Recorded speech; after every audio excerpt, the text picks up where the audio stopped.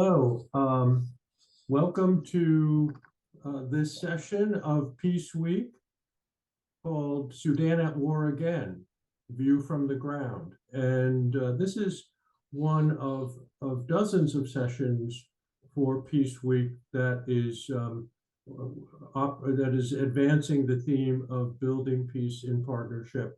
We are talking today about a country that has experienced decades of war and certain periods of peace since its independence in 1956. And this is a country that has gone through periods of devastation, of suffering, and of course, of many, many attempts for making peace and building peace and retaining peace. Unfortunately, there is a civil war occurring right now in Sudan, which I think deserves much, much more attention by the international community than it has received. So we have today on the program, on the panel, for this panel, we have scheduled two experts, internationally renowned experts on peace building in Sudan and peace building in other countries in Africa. We have a speaker right now who's with us is Dr. Suleiman Guido, who is an authority on peace building in Sudan and other countries.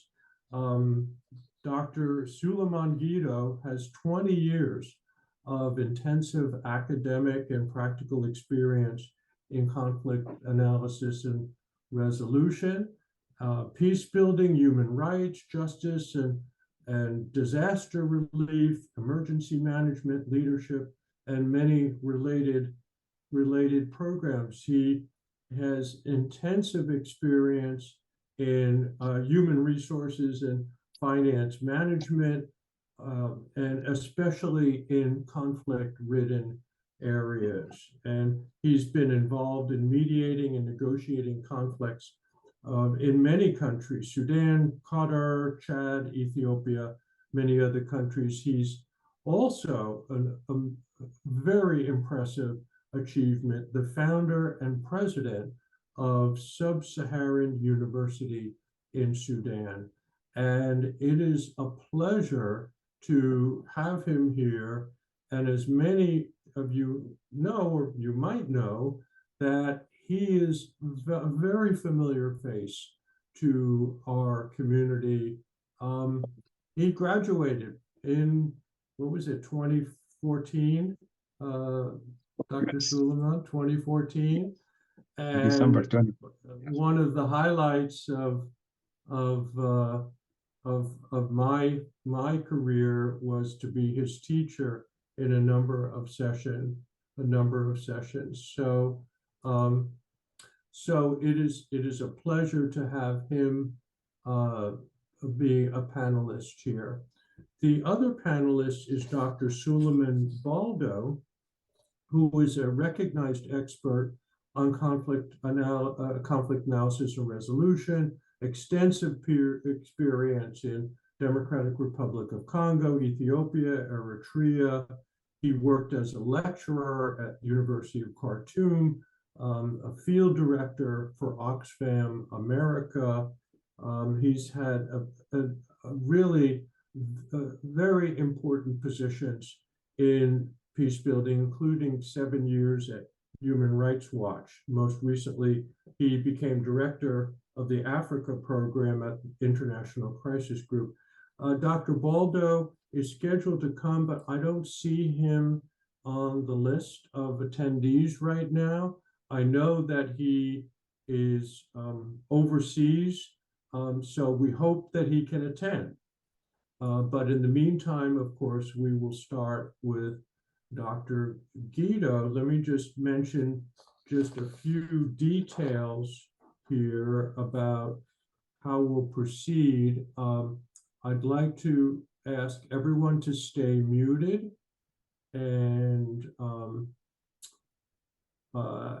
then we will, of course, have some time for discussion. Dr. Guido will start. If Dr. Baldo shows, obviously he will follow, or I will follow Dr. Guido and talk about a certain project that we recently completed. So please stay muted, and I think you are going to experience some important insights about the conflict and peace building in Sudan from Dr. Guido. So, Suleiman. Thank you so much, Dr. Dan, for the warm introduction. And thank you for your team who organized this event. And I would like also to thank our audience today who are here. One thing that I would like to emphasize on what Dr. Dan said, I really am pleased to be graduated from George Mason University. And actually, I was there where the Institute of Conflict Resolution, the Conflict Analysis and Resolution became to the School of Conflict, and now it becomes the School of Carter, which is a good progress that the institute or the school is making. When we would like to talk about conflict in Sudan, I can tell, and with full mouth, that any person who would like to specialize in any conflict, Sudan is a place where he can learn a lot about the conflicts in different areas, like even social conflict, ethnic conflicts, political conflicts. And as we see today, we are facing a very brutal conflict in Sudan.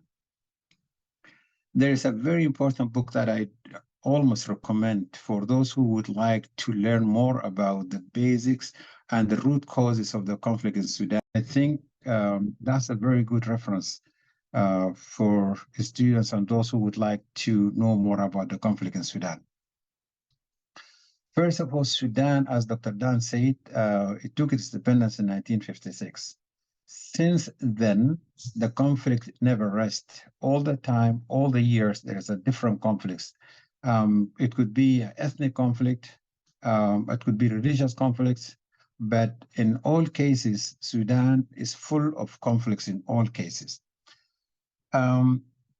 Most of the time, because of the diversity of the conflicts and the reasons behind the conflict in Sudan, most of those conflicts, before they were resolved by community leaders who are called Janjaweed, most of the time in Darfur in particular, but it's also spread all over in Sudan. So we have a community mechanism that we resolve our issues.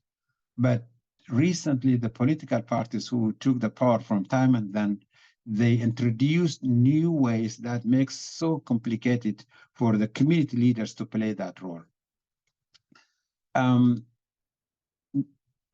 All the time, there was a good harmony between the people in Sudan, either to be in the tribal level or in the community level, there was always a harmony. But recently we saw that the previous government, which was headed by the congressional, which is a national congressional party, they introduced a new theme to the resolutions of the conflict in Sudan. Going forward to talk about the conflict that we are starting today, we definitely know that the conflict in Sudan are not only struggle over vision or ideas or concepts, but also struggle over power, distribution of resources, and also the citizenship rights. All this combinedly, the failure of the central governments to address those concerns fairly actually accumulated a disappointment among most of the people who are living in the marginal areas of the capital. And that influenced by the mindset of us versus them, which basically means the denial of the presence and the right of the other.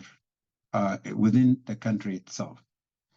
So with that context, several armed forces were formed from marginalized areas in Sudan, and with one intention, trying to share the historical accumulation of the power, which is usually in the central governments in Khartoum.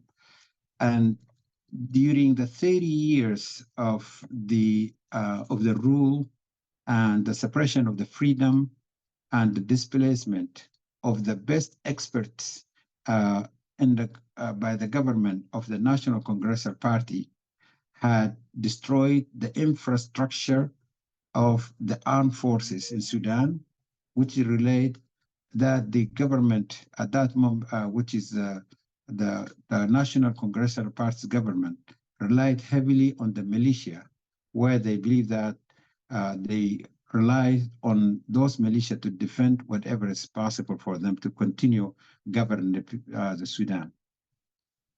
Mainly those militia were the defense, popular defense forces, and there's another one called Mujahideen, and I think I'll explain that more a little bit, and also the tribal militia who committed crimes and a violation of human rights in Darfur for the last 20 years. Within that, all reliance on the militia to play a role in the sustainable system of the government during the National Congressive Party, they formed what is known today as the Rapid Forces, Rapid Support Forces. Those forces were formed by the government and established actually by the government of Sudan, trained, financed, and equipped them to become as one of the alliance for the government at that time. In April 2019, the National Congressive government was overthrown by the massive demonstration in all cities in Sudan. But because the Rapid Support Forces was as an ally one time, which was the intention behind it was to support, to stabilize the government at that time, and they became a key player after the throne of the government, because what had happened at that moment, the government was trying to rely on them so that they can sustain the same government in Sudan. With being a political party, which had, no, not a political party, but with being a political influence in the Sudanese politics, then they had an opportunity to become a decision makers with the other alliance, which are the political parties as well as the military forces in Sudan. But one problem that happened is like the absence of those political parties, which is Sudanese political for the last 30 years. And when the government was overthrown, all those 100+ political parties formed a coalition, which is under the name of Freedom and Change. The Freedom of Change, some of them were political parties who were reading the maps of the situation in Sudan. Others were not. And together, they complicated the process of agreeing on approach and agreeing on a specific and appropriate approach to govern the new situation or to manage the political situation that happened in the Sudan. All the time, there was an argument between the political parties because you can imagine if you have 100+ political parties with different agendas, then each party is trying to get a pie out of the big part. And then that what created a lot of troubles, and they were unable to come to an agreement to find the better way to govern or to even to make the government that will help to impose or also, or even to accomplish any achievement on the Sudanese in Sudan arenas. In April 2023, which is recently, the war erupted and escalated to the peak, and it was like a gas cylinder explosion between the rapid support forces and the Sudanese armies, which is Sudanese forces. So within all this that we see, there's a heavy fight between the both parties where enforced most of the Sudanese to migrate or even to flee from their homes and to find a safe haven, either to become refugees in neighboring countries or to become as internal displaced persons inside the Sudan. But they moved to several states in Sudan. What I would like to say here is, like, I would like to compare between the two two fighting parties, just to give to put a highlight on the situation, how we do see it today on the ground. With the war continuing for 5 months now, there's a heavy destruction and killing among the civilians, and also destruction of the properties. And there's a lot of mass migration of people from the capital, which is Khartoum. What I would like to say here is I would like to compare and contrast between the rapid support forces and the Sudanese armed forces to see how they play a role in the current conflict. Starting with rapid support forces, within these 5 months, it showed weak political discourse. Secondly, it was unable to isolate itself from human rights violations. Third, it branded itself with a tribal pride among its members, where the members of rapid support forces were stressing that they belong to certain ethnic groups. And those are the things that I see where the rapid support forces were actually failed to play a role for the future political side in Sudan. But at the same time, there's other side we can talk about it, that the rapid support forces become a difficult figure to overcome in the coming future for Sudan's politics.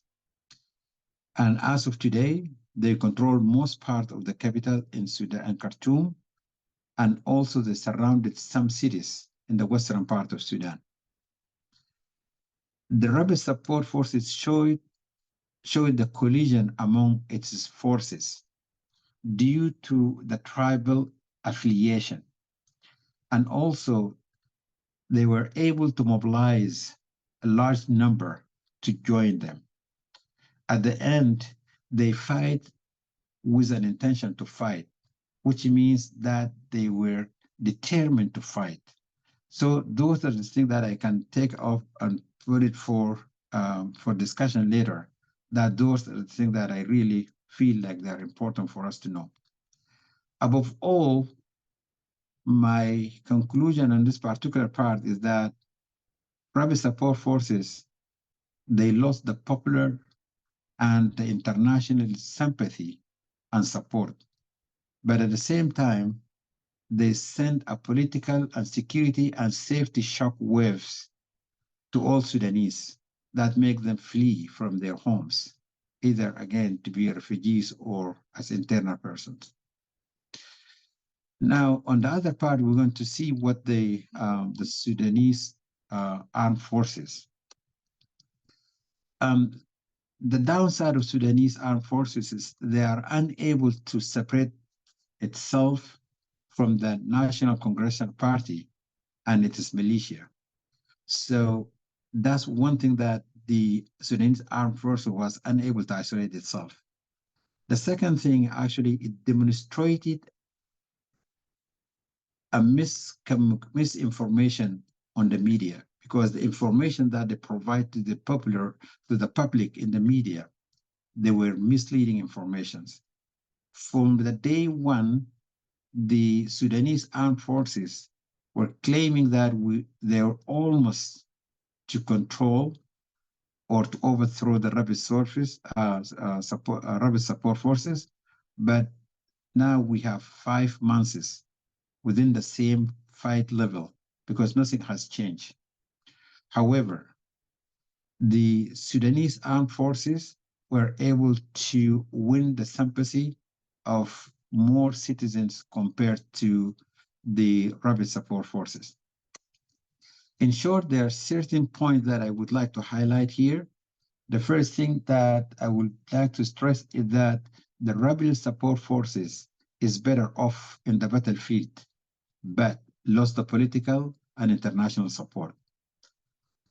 The armed forces, on the other hand, are suffering a lot to maintain the battle on the ground, but they have gained the support of the citizens at the large and the regional support as well.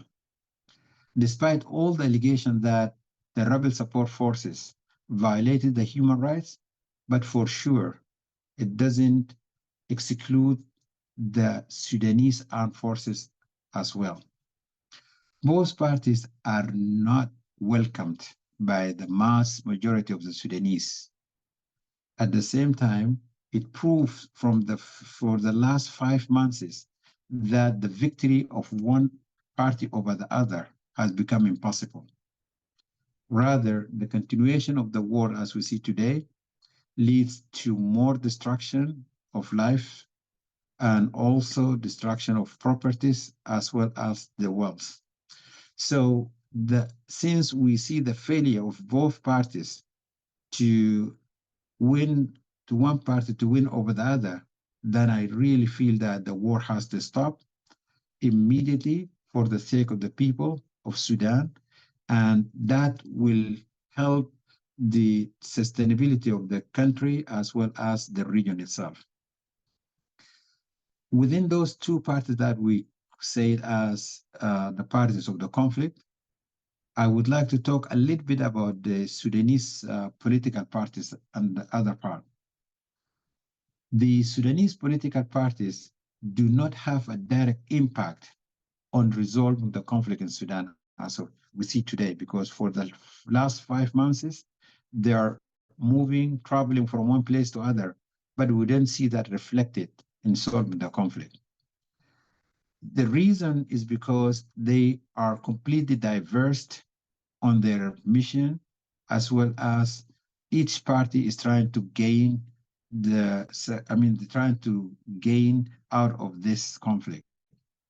And what we do believe is that they must give up from the extremist position that they have towards each other and become a reliable platform for the Sudanese politics and achieve a minimum level of national consensus so that they become reliable and be trustworthy by the Sudanese community so that they can lead peace and sustainable political situation in Sudan. Talking about the political parties also, we are not going to ignore the importance of the influence and the presence of the international community on this conflict. As we see today, there are so many initiatives, and those initiatives, none of them have achieved anything because there is a different agenda among the states that represented in different communities, international communities. Like if we see IGAD, there is a UN, there is African Union. All these groups or the organizations, they came up with an idea or with an initiative to solve the conflict in Sudan. But because of intersection of their interest, that makes so difficult for them to come to collaborate together and to end this conflict as we see today.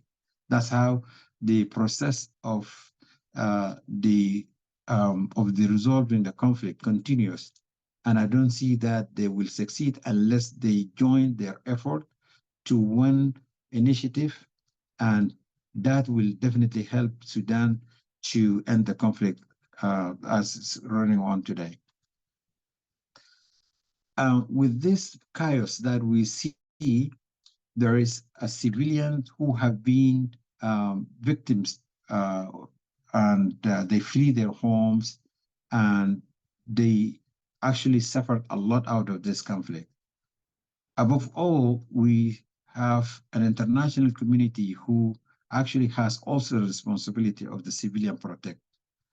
There is an act called the Responsibility to Protect Act, and it's actually the international political commitment that made with the UN states members that they can intervene to protect the civilians if they are in the danger. The key concern that they address is like to prevent the genocide, war crimes, and also ethnic cleansing, as well as crimes against the humanity. So those are the key points where the international community is obligated to intervene to protect the civilians. But it has to be actually in the three levels. The first responsibility is for each state to protect its people. But now we don't have the state that can protect the civilians in Sudan. The second one is the international community to support the state itself so that they can solve to protect the civilian. Also, we don't see that happening in Sudan. So the last option that we see is important and critical is that the international community should intervene at the proper time to protect the humanity in Sudan. And that's because the state failed to protect its population. So I believe that is one of the things that the international community delayed a lot. And that's normal because most of the times that we have seen for years, whenever there is a conflict, the international community is the last to move. And sometimes they will wait until the last man stands. Then that's when the international community is trying to get in to solve the issues and try to help the communities, despite the fact they are in danger. Having said that, we talked about a little bit about the political parties and also the conflicting parties, which is the Rapid Support Forces and Sudanese Army. I think we would like also to highlight on the pathways for the peace, because it's so critical now. We see that the conflict reaches the peak, and we believe that it's time for us to see how people will proceed and try to end this conflict as we see today. There are so many initiatives so far that we have seen in the arena and the international community, but all what we see today, I don't see that there's a harmony and a collaboration between all this to address the conflict in Sudan, to open the pathway for to end the conflict in Sudan. And we see that it's so important to recognize the effort, but at the same time, I believe that is less than what we are expecting. So there must be a serious will from both sides, from international community and also from the fighting parties, as well as the political parties in Sudan, to end this conflict through the negotiation.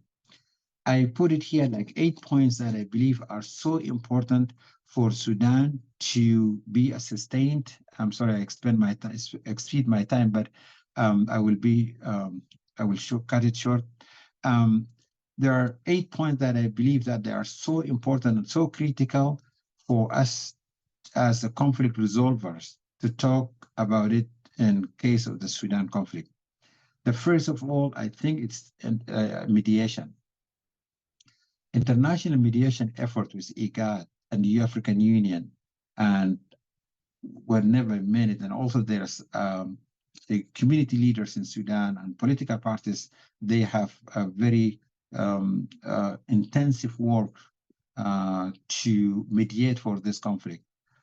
But all these parties failed because either they are not neutral or they have some kind of interest that were unable to bring those two conflicting parties on the table so that they can have a better environment for dialogue and negotiation to come up with an agreement for to end the conflict. But I do believe that the American-Swedish mediation will push both parties to come up to end this conflict. The second thing that I really believe that is important, the inclusive political settlement and infrastructure.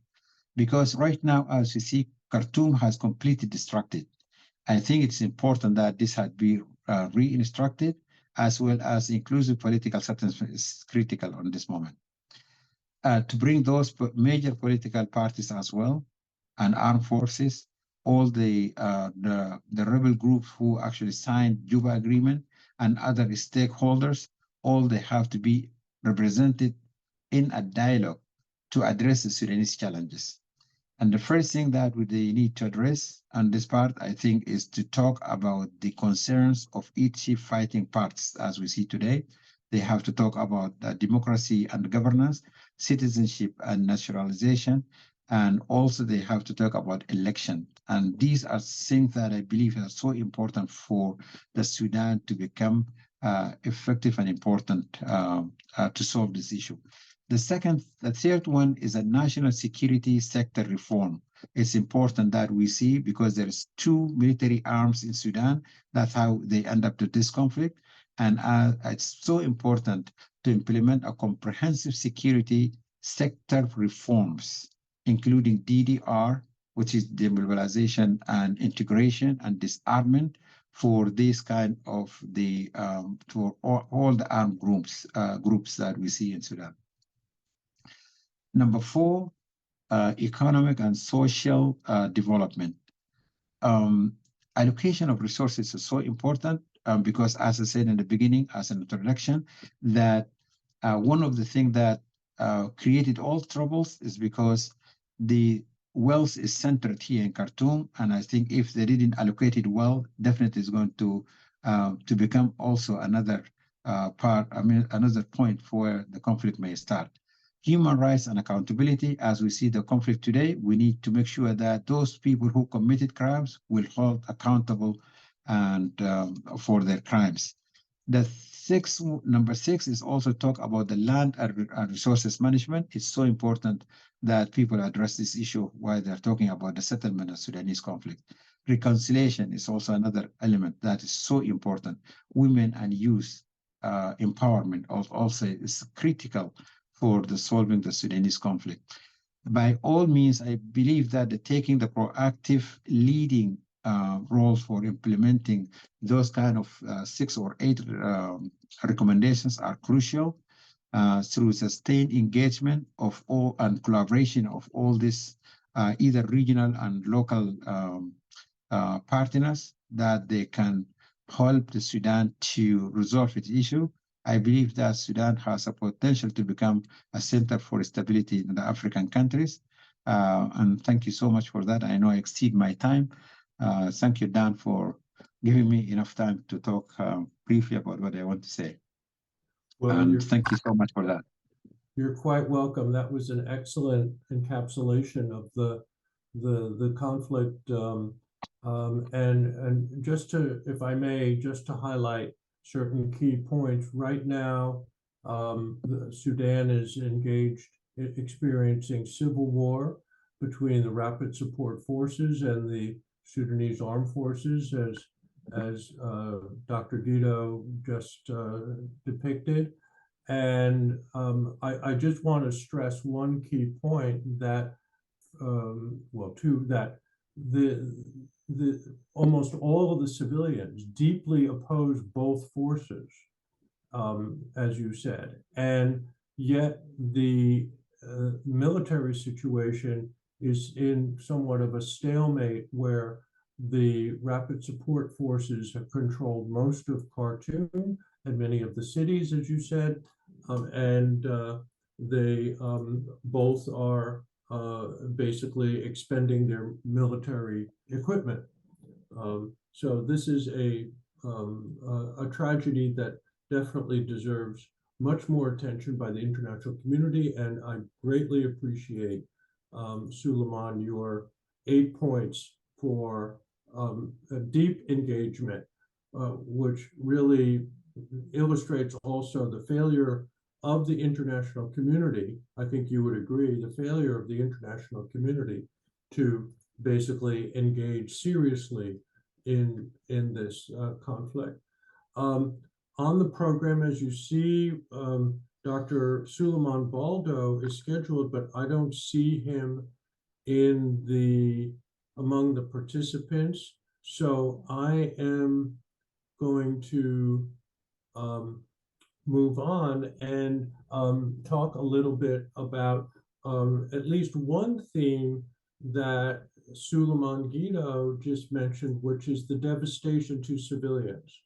That basically civilians are experiencing horrific violence that comes in many different forms, and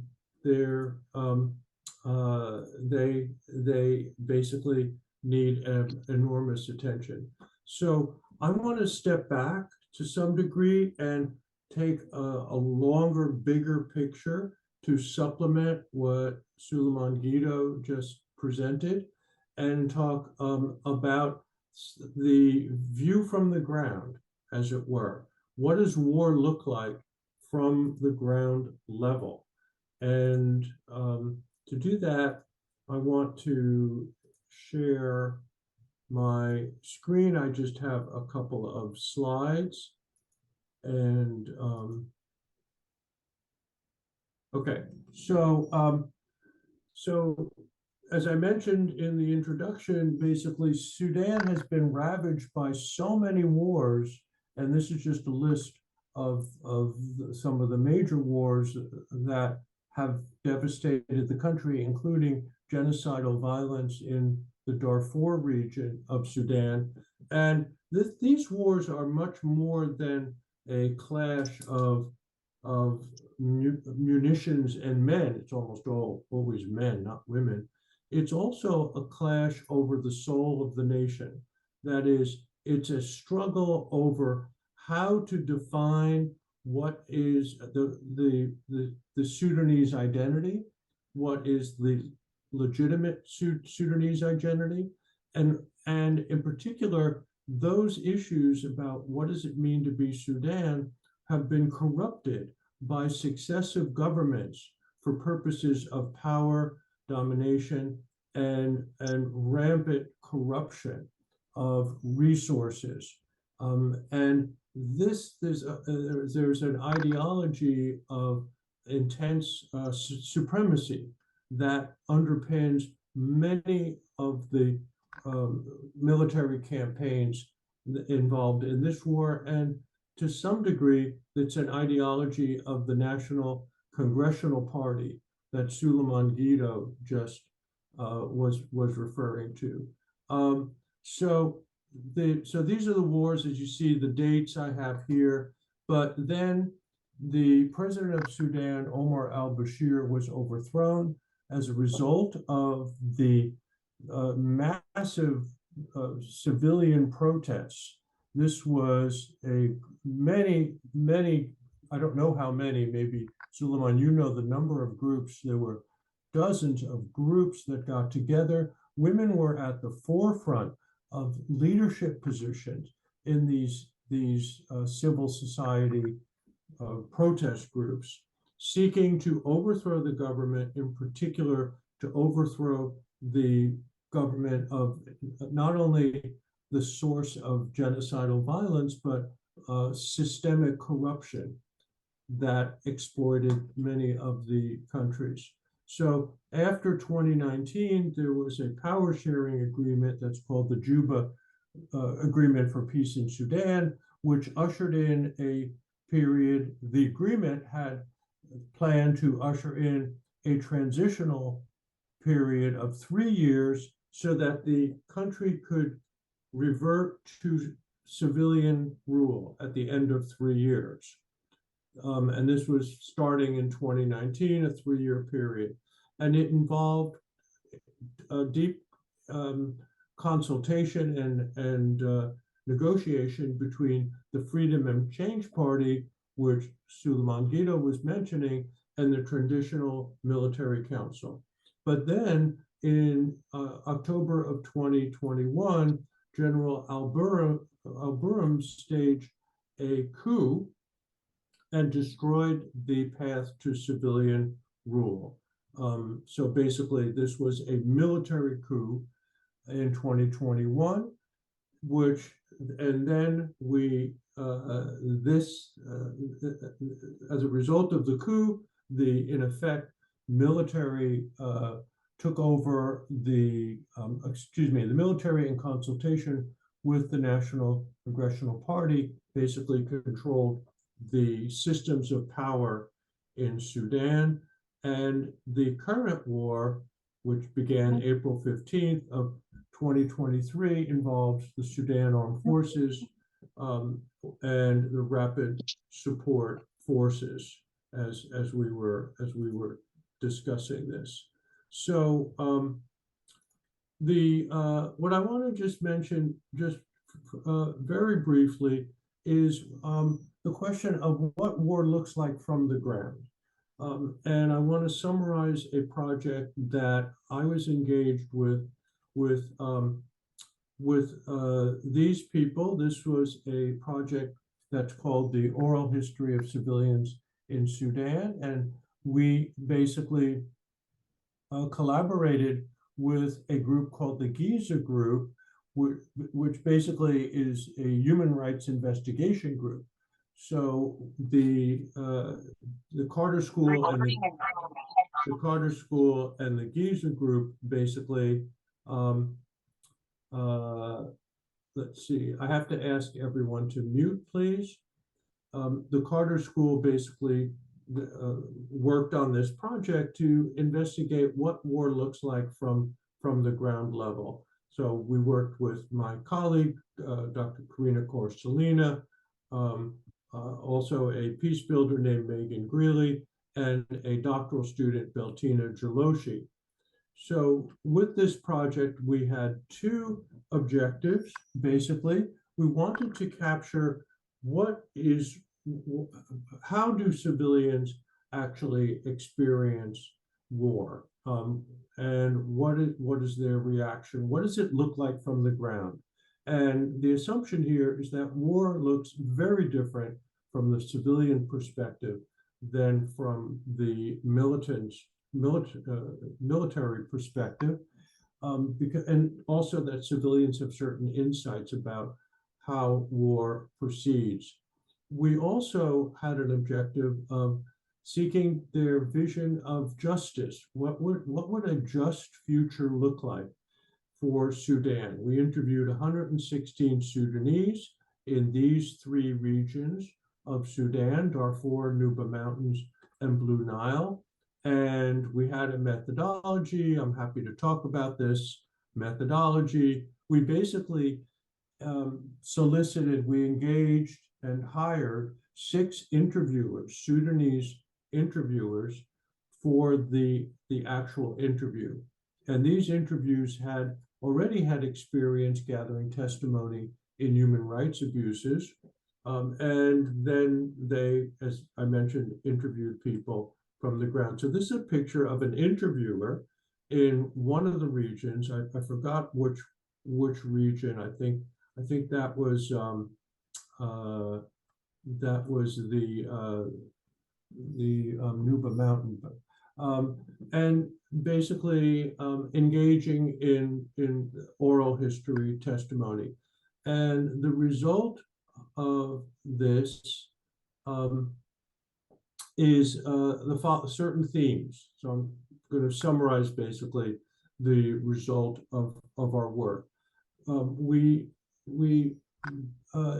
basically use thematic analysis for summarizing the testimony of what they said. So the first theme is that before the war, and let me emphasize here, we were asking them about the wars that they had witnessed, that they had experienced, that they had observed in some way. And that could have been a previous war from years back or a war that's more current. So one theme is that they believe that before the war, life was beautiful. They actually conveyed a very idyllic vision or image of war. It was very beautiful. You can hear just some passages. You can move through the southern and eastern mountains easily, or you can give up your cow to the Arab to take it with him towards Kordofan plains and so on. We have no problem with anybody sharing the joys of culture, customs, traditions, and rituals in the public squares. We dance and have fun. We were a tight social fabric. A second major theme or topic was, of course, their experience of violence. And this basically centered on the initial shock of being attacked. And these are civilian forces that basically had no military equipment for defending themselves. And here are just some passages. We were not armed. We were caught between two fires. So this is a passage about that they were in the middle of two militia forces. The one force, of course, was the Sudanese Armed Forces, and the other were the militant group known as the SPLA. They shoot us, we ran and get into caves and so on. We just hear the sounds of bullets and then we run. So they were shocked by being engulfed in war. So that was a major theme. And a third major theme is the refugee experience. So after being attacked, these groups basically sought refuge wherever they could in a very scattered, disorganized way, just because of their desperation, obviously. We stayed for days without food. Our children died because of hunger. We decided to move our cattle to the forest because it's a secure place. They stayed in caves, they went to mountains and so on. Many of them eventually reached a refugee camp. So that was some degree of physical security. And a fourth theme is the war's impact. This was multiple forms of trauma, that the trauma comes out by their memory of family members being killed, by the rupture of their familial and communal relations, the intensified despair and fear of future attacks, and it even impacted negatively their communal relations. So one survey basically documents that 16% of the population has depression that's related to wartime trauma, and as much as 48% of the general Sudanese population has PTSD. That's according to one investigation. And the trauma, basically, it's very, when we read the testimony, it's very disturbing, of course. It's hard to capture it's hard to capture deeply their emotional intensity of this, but they were very open and willing to talk about this. So killed people, dead people, I can see them with me for a while until now. When I remember that moment, I mean the night it is all about being awake. It was my first time to see somebody die in front of me. And these were similar kinds of statements that were repeated, having memories of the dead. One person said, I don't feel that I'm psychologically okay. My mind is not doing well. I lost everything. The truth is the situation is very bad. So this was their testimony. So now moving on to the second major objective that I mentioned is their vision of a positive future for Sudan. And the result was very interesting about their conception of justice. They basically offered a variety of images of justice. Justice means different things to different people. And we organized these visions of justice in terms of a just future for Sudan. We organized it in terms of 7 conceptions.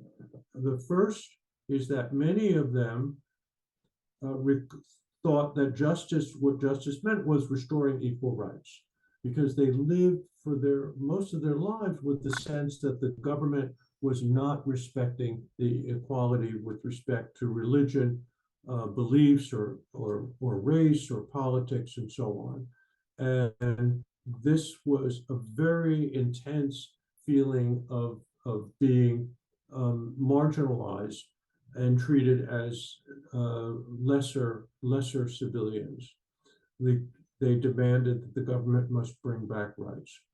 A second conception of justice is that justice means seeking criminal prosecution for those who violated laws. And those who killed innocent people should be prosecuted, those who raped women. And of course, by the way, the violence, I should have mentioned a few minutes ago, the violence included large-scale systemic rape of women. That was in their testimony. So on this conception of justice, criminal prosecution involves those who were basically violated, engaged in sexual violence. And one person said if there was no just judiciary in Sudan, then they should be handled to the ICC, the International Criminal Court. A third conception is that justice means building peace, that people should basically promote peace. So here we have a sense of what might be called just peace, that is peace with justice, obviously. A fourth conception, some people thought justice was reconciliation. This was very interesting.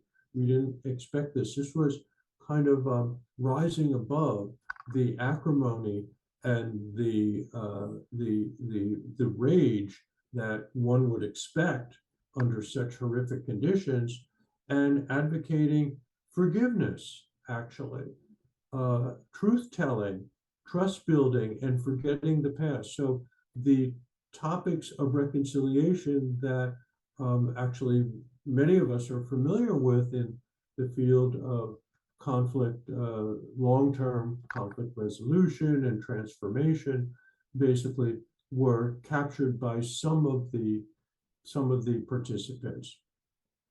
A few of them said justice means education for all. Others said compensation for lost animals and the material possessions that were looted.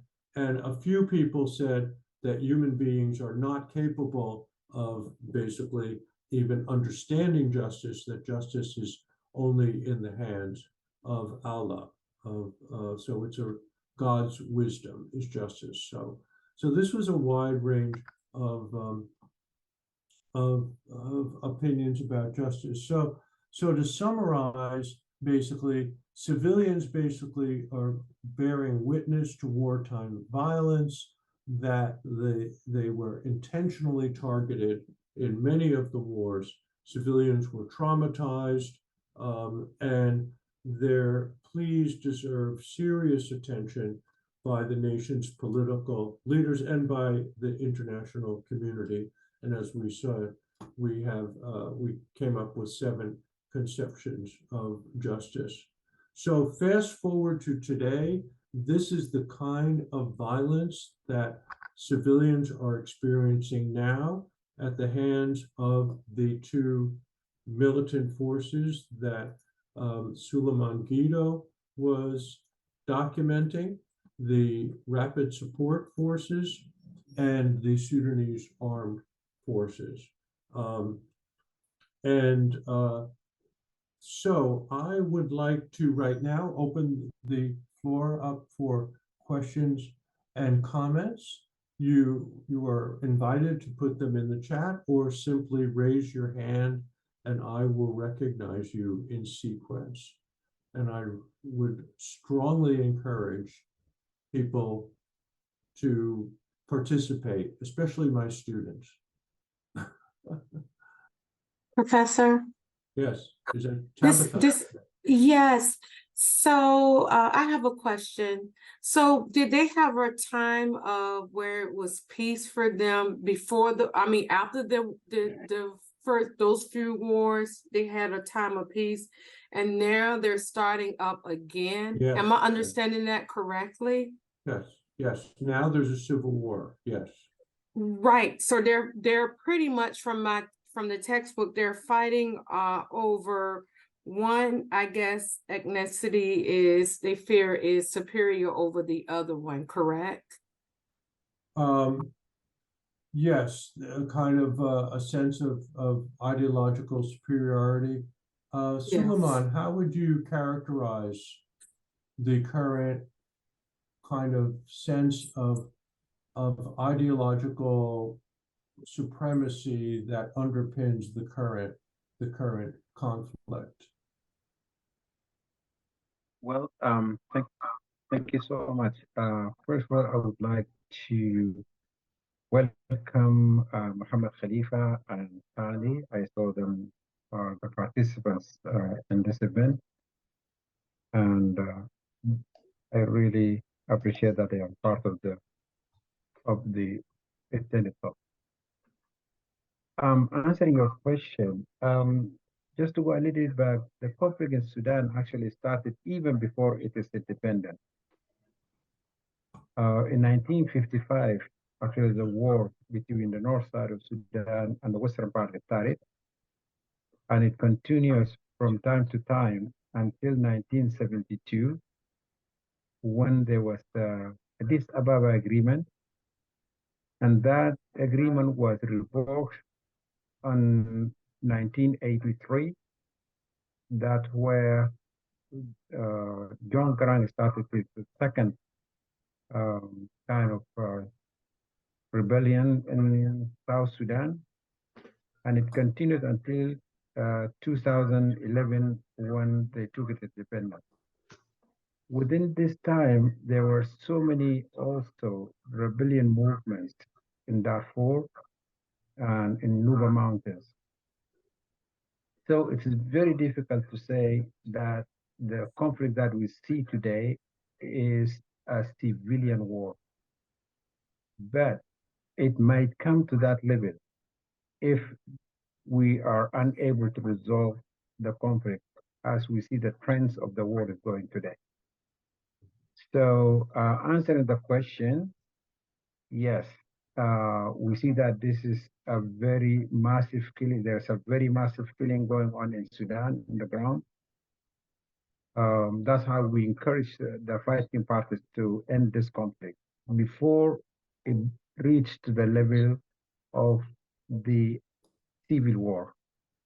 Despite the fact we're not going to deny that there is a trend today where the rebel support movement, rebel support forces are dominated by a specific ethnic groups in western part of Sudan. So that's what I can say about your question, and I will return the mic back to you, Dr. Dan. Right. And I do think that the current government represents the legacy of those who seek to maintain the superiority of certain ethnic groups in Sudan. It's the legacy of that. So, whereas the rapid support forces basically represent the legacy of the Janjaweed, that is the militant group who were architects with the government of the Darfur genocide So the rapid support forces basically represent kind of the evolution of many people who were involved in the genocide in Darfur, and the Sudanese Armed Forces, of course, represent the government. I see my friend and colleague, Professor Christopher Mitchell, has raised his hand. Thank you, Dan. Can you hear me? Yes. Oh, good. When you were carrying out your interviews with your respondents, to what extent did they think of themselves as Sudanese? I mean, you know, they got a self-identity as being some way a citizen of a country called the Sudan, or did they think of themselves and present themselves, you know, as something else? Mm-hmm. Right. Okay. So on the one hand, they had multiple sense of self. Part of their sense of self was their region. So, and obviously what's called the tribal system. And I know that word is very controversial, but many Sudanese use that word. They identify themselves with their community, what is called their tribe, but they also identify themselves with the nation. And so it is this strong feeling of being denied the sense of legitimacy as an authentic citizen, that this was part of it.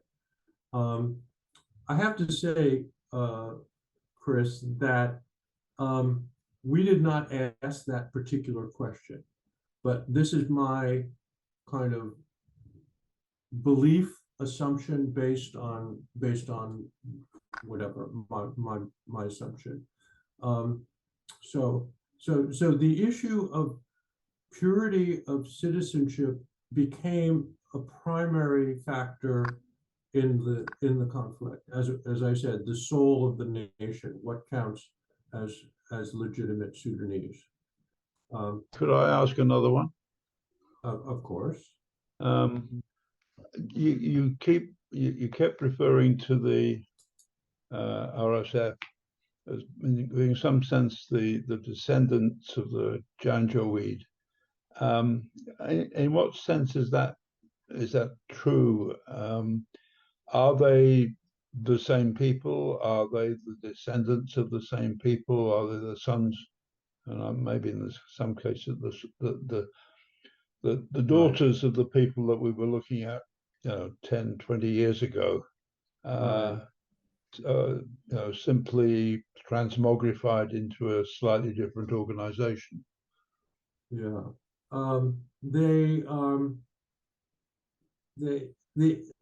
I have to say, I don't have sufficient concrete evidence to answer your question. So I'm confessing here, which, by the way, professors should do that more often, and maybe I should do that. But this is what, and this is a bad answer, Chris. This is what many commentators have said. So I'm relying on second-hand sources, but that's a great question. And Suleiman, if you have insight in that, I would, as always, defer to you. To what degree, what actually is the, as it were, social transformation from the Janjaweed to the rapid support forces? I think you're muted. Yeah. Oh, yeah. Thank you so much. Actually, Janjaweed was formed in 2012, 2002, to fight beside the government of Sudan to crush the rebels, Darfuri rebels. And they committed a crimes that even escalated to the level where the international community adopted the several resolutions and transferred their crimes to International Criminal Court. So those crimes were committed by Janjaweed. During the fight, I mean, during the war, actually, the Janjaweed, those who committed the crimes, some of them, the government changed their names and transferred them to different regions in Sudan, so they cannot be held accountable for their crimes. But as days goes and the agreement was signed between the Darfuri rebels and the Sudanese government, they transformed the Janjaweed to border guards, and those were financed by the government of Sudan itself, and the government was paying the salaries. But when the conflict started in Yemen, the government of Sudan asked Musa Hilal, who was in head of border guards at that time. He refused to send troops to Yemen.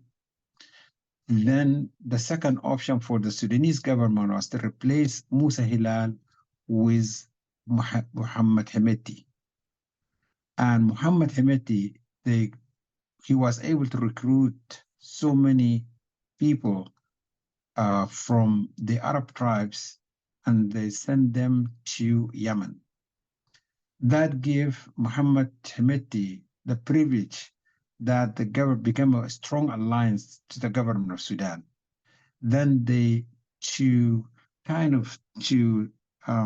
get rid of the border guards, the government of Sudan formed Sudan's, what you call it, the Rebel Support Forces in 2013. And they asked all the members of the borders guards to be transferred to the Rebel Support Forces. So the Rebel Support Forces is actually as a second or the third phase of Janjaweed. I hope that answers your question, Dr. Chris. Hello? Yeah. Okay, Chris? Yes, thank you, Suleiman. That's very helpful. Yeah. Thank you. Okay, I see there's some questions in the chat. Jesse Elmore has a question. Jesse, are you here? I'm looking at all. Yes, sir. Yes, can you hear me? Yeah, do you want to just ask your questions? Oh, Sure. okay. So just based on the comment there from Professor Guido, a very specific question is who paid for the RSF to be fighting in Yemen? My assumption is the KSA, but I don't know if that's true, Kingdom of Saudi Arabia. But backing up, the earlier question that I had was to try to understand first, what is the Gulf's role in the conflict? Good or bad? Is there maybe a peace role that they could play? They try to negotiate something in Jeddah, by example. And then the second part of that question was, how do Muslim Sudanese rationalize the conflict that's between Muslims in some cases? Sorry, there's like 2 or 3 different things there, but thank you for I appreciate it. Yeah, thank you so much. First of all, the Rebel Support Forces in Yemen was being paid by Saudi Arabia because they were fighting beside as an alliance to Saudis to fight the Houthis in Yemen. The second part of the Gulf, there are so many good allegations on this part, but there is no proof. But as of today, we see that most of the countries are kind of be like neutral to the conflict in Sudan. But neighboring countries from time and then, they try to be engaged in resolving the conflict, but also I don't see the progress. Their initiatives, actually, I can say there are IGAD, who their initiative, I believe that is failed because the president of Kenya took a side on the conflict. So the military forces in Sudan refused or reject actually his presidency to the IGAD to solve the conflict. There is an Egyptian initiative, which it went so good, but I don't see that it's also making a boot to progress because of the interest, of course, and I said that in my presentation. The third part of your question, this is a critical question. And when I say that the Vision of the War is a good book for people to know the root causes of conflict in Sudan. When the conflict started between North Sudan and South Sudan, actually the government, which is Muslim Brotherhood government, kind of put a mindset on the Sudanese conflict as this is a conflict between Christians and Muslims, between Arabs and non-Arabs, period. When the conflict started in Sudan, that kind of game wouldn't work here. So what it did is say that this is a war between African and Arabs. Okay, so that's how they specify the war in Darfur. For today's conflict, there is no way for them to say that this is either Muslims between Muslims war or not, because this war actually between the two parties who are fighting for the power and for wealth. And nobody is able to control or even to win the war because they were good friends one day. But I can see that the fighting that is going on is like somebody is trying to take a revenge of the misunderstanding between the two leaders, between Burhan and Hemeti. So there is no way that this conflict could be identified either as ethnic or religious or any kind of conflict. But I will underscore on a very important point. The general theme of understanding of the most population in Sudan, which is kind of be like under the table, most of the people are blaming the western part of the Sudan, which is Kordofan and Darfur, where the most of the RSF members are from, that they are behind all this destruction of capital, the capital in Sudan, which is the Khartoum. So, but it still is not concrete that this is going to be the line for the future. But I do believe that it's a very strong sign for the conflict to be transformed to become as a civil war if we do not solve this conflict soon. I hope that answers some part of your question. Just to highlight a little bit on that one. By the way, Hemeti and Burhan, both of them were the leaders when the genocide was taking place in Darfur. And Burhan was the representative of the government of Sudan supporting Janjaweed. So they knew each other since 2002, 2003 and 2004, 2005. So they worked together. That's why when they came in the beginning to form the government in Sudan, they were good allies and good friends. But now I think they have come to the point where each of them would like to take the lead in the country. And Right. that's how we see the conflict is going on. Right. Thank you. Brandy, you have been extremely patient. Thank you. You have a question or comment? Thank you. I was just intrigued by you had mentioned that the men are fighting the war, but in 2019 that women were at the head of leadership in organizing groups uprising against the government. And I just wondered, is it a matriarchy society? How was it that the women played this role, and do they and can they engage in some way in the current situation? I'm going to defer to Suleiman on that. You want me to take it?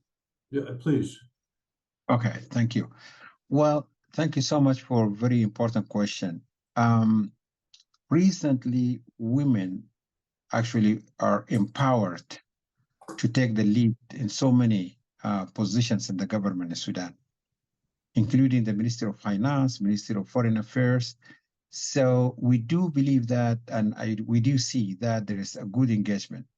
However, there are a very good human rights organizations in Darfur formed by women who are empowering the new generation to fight for their rights. For this conflict, as we see today, most of the women most of them are affiliated with the political parties. And when I mentioned that the political parties are inactive and they don't have a real impact to contribute to solve the conflict in Darfur and in Sudan. So they are within the content of the political parties. But we do see the voices of women are rising up in Sudan. It's not like before. And there are so many active or ladies who are active for the human rights and also for women issues. Spencer, your hand was up and then it is not up. Something happened with my Okay. Zoom for some reason, but yes.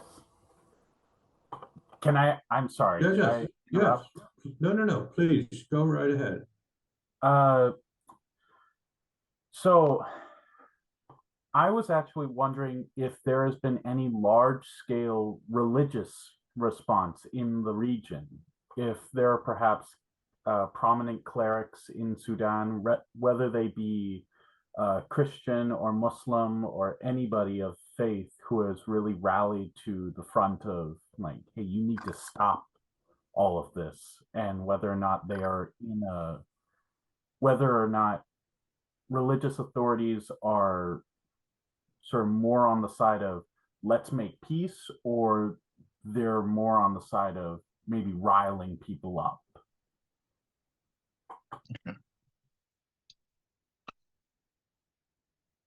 Okay, thank you. Do you want me to go for it, Dr. Dan? Yes, please. Yes. Well, see, the point here, we're talking about a very difficult situation. And as I said, that this war was well planned and both parties was ready to go for this fight. I can say that I was there in Sudan all this time. I see rapid support forces were mobilizing and moving their arms and tanks from one place to another. The military forces were sending threats and warnings. The political parties failed completely to come to an agreement to settle the conflict before it started. The religious people, there were no voice for them because most of them, they were not accepted within the community, because when you talk about something related to Islam, for instance, within that time, they will consider you as a Muslim brother. So they hide it and they disappear. So the whole situation was just a messed up because their political parties were not able to come to an agreement among themselves to form a government that they can control the situation on the ground. Burhan was making coup from time and then by the support of the National Congressional Party, which is the previous government. Hemeti was supported by the Freedom and Change political groups. So it was so difficult to say what is going to happen.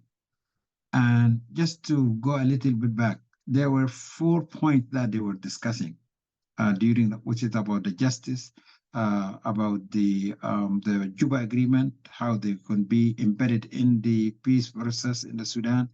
And the most critical one was the military transformation. What it meant is that they were discussing this, and that's what became the trigger for the conflict, is like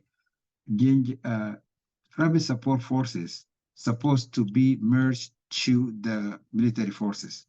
But Hemeti, which is the head of the commander-in-chief of the Rapid Support Forces, he said that they will not be merged to the military forces within the coming 10 years. He said that they have to be isolated from the military for the coming 10 years. But the issue here is that the Rapid Support Forces, they were recruiting new members, they were bringing more weapons, so they're building their capability, or they're building their forces separately from the military forces. So we have two parallel army in Sudan, army sectors in Sudan. The Rapid Support Forces, which has like 120,000 members, and the other Sudanese force, which is formed 1925 or 22, something like that, and it's the Sudanese government forces. So the military were kind of hesitant for the activity that Hemeti and the Rapid Support Forces are doing. Hemeti was he was shocked by the acceptance, because he is illiterate and out of the Sudan for nowhere he became a vice president of the country. Now he would like to become a president. So that, and within that environment, Hemeti believed that he will just coup the system in the Sudan and become the president of the Sudan. That's what the background of all this.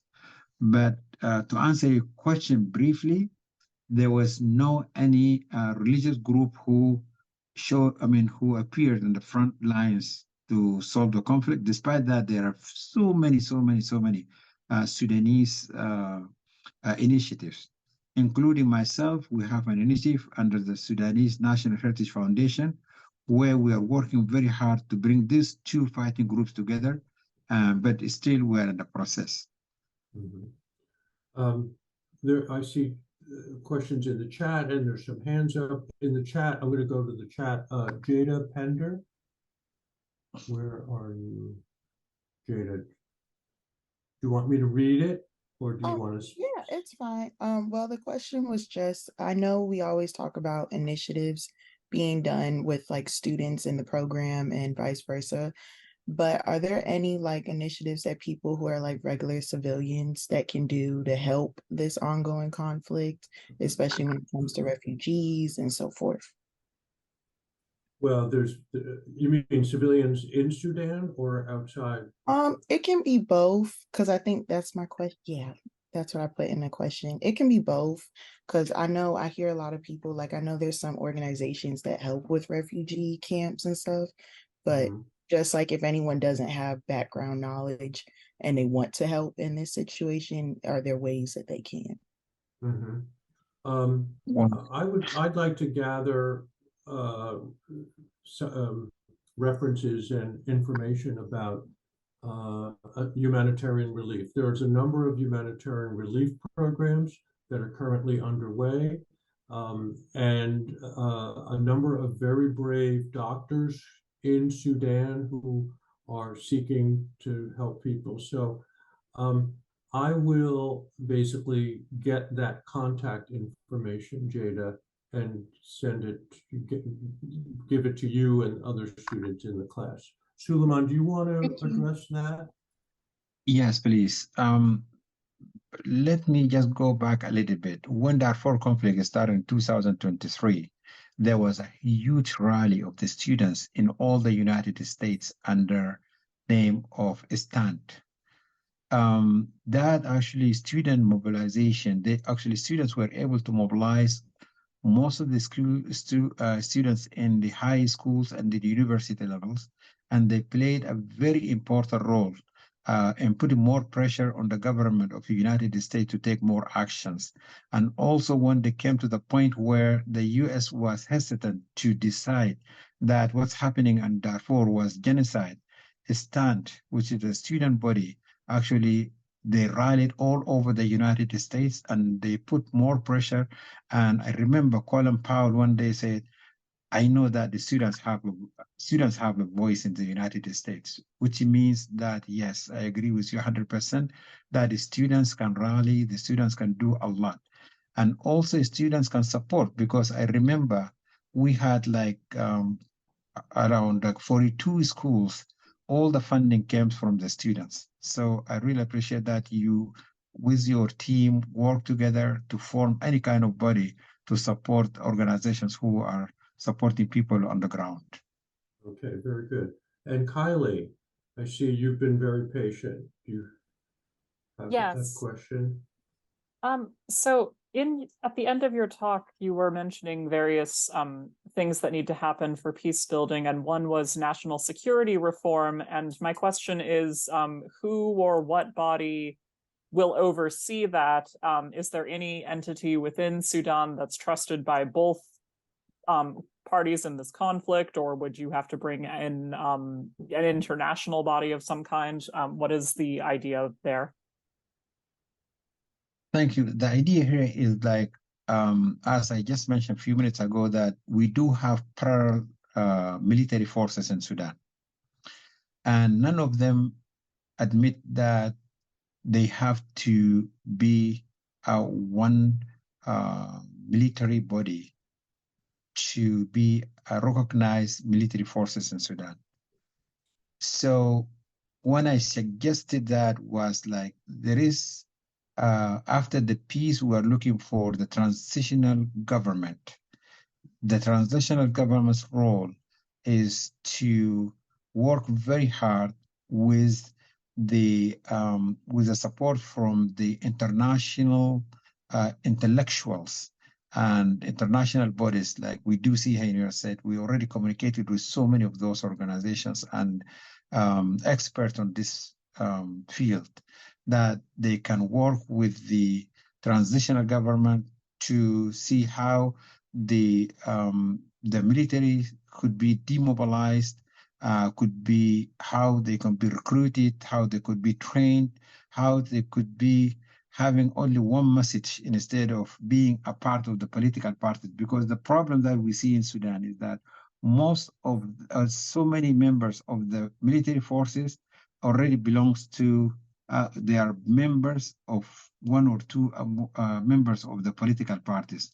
That was makes it complicated. So what we mean by the security transformation is to make sure that the military person stands as a military person, has nothing to do with the political parties. So that's what we're seeking to see with the transitional government when they form it. And actually it comes after the peace, of course, because as of today, there is no way to go for that. Okay, we are reaching the end of our time, but I see Chris Mitchell has the last question and comment. Right, thank you, Dan. It's actually a comment for Jada, and that's that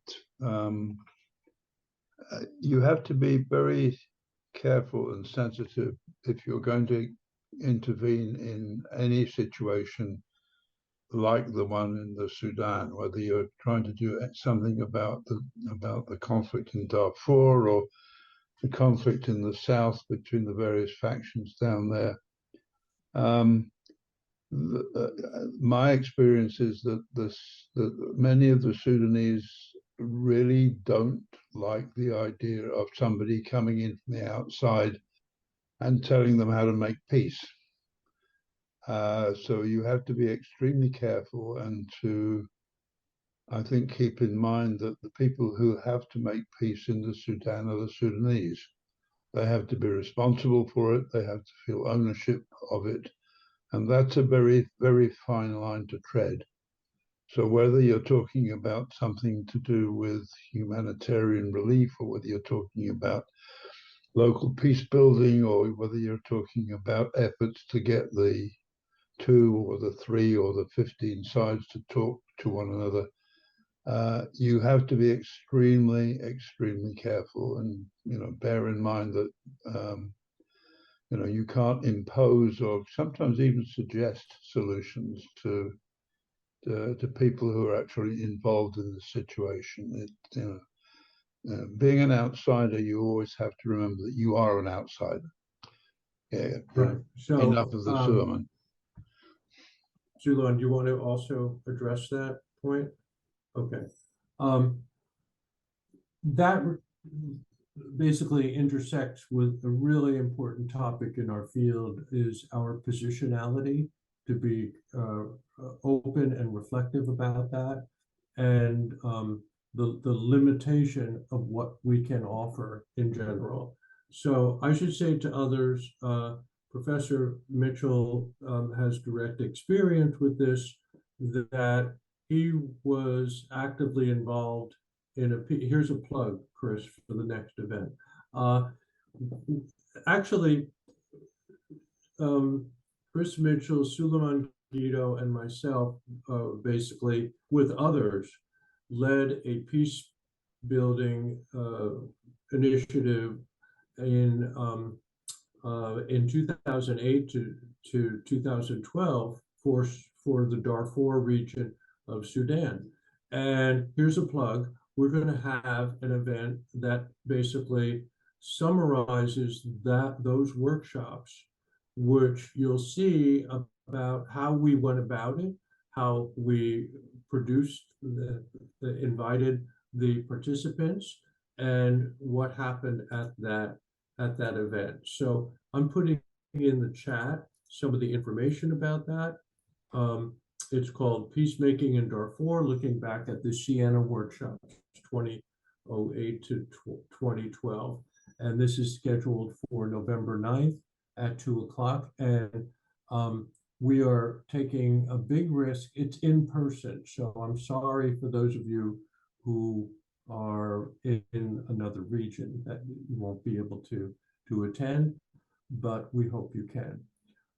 We're going to close now. I just want to thank my fellow panel speaker, Dr. Suleiman Guido, for his expertise, his generosity, always unfailing kindness, and insight about this conflict, which is really, I think you can sense the tragedy in the suffering of the people, as well as the tragedy regarding the failure up to now of the international peace building community to prevent this. But there are a number of peace initiatives going on. So thank you all for participating. And again, Suleiman, it's wonderful that you could offer your insights on this. So we're going to close now. And my class, let's meet in my class in about 10 minutes or so, at 45 minutes after the hour. And for the rest, I just want to thank you for now.